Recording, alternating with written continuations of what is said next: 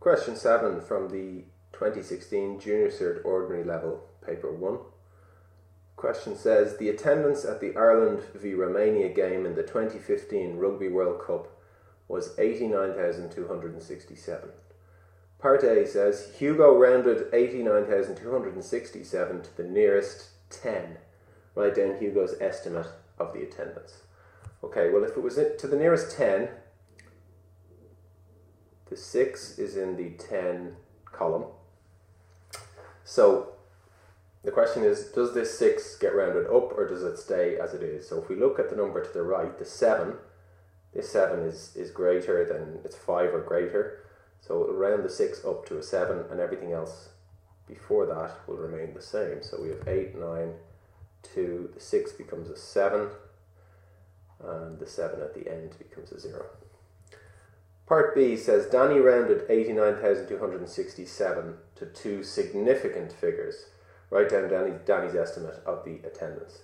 Well, significant figures, all figures that are non-zero from the beginning are significant. So if we're rounding to two significant figures, we count 1, 2. So we're going to be rounding this number. And we always look to the number to the right. So does this number to the right of the 9 change the 9 up, or will the 9 remain the same?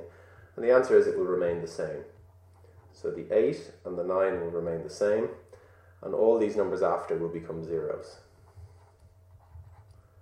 So the answer is 89,000. That's it to two significant figures. Finally, part C, it says Jenny rounded 89,267 to 89,300.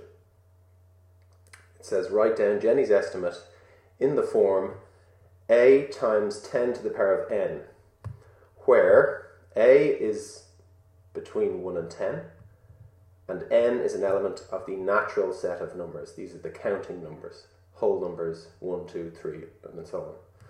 So this is a standard form question, so we have to write 89,300 in standard form. Well, the first thing is to make this, using decimal, make this be a number between 1 and 10 for the a bit. So to make this number between 1 and 10, we'd put the decimal here. So it would be 8.9300, but you can leave those zeros out. So 8.93, what would we have to multiply that by to make 89,300?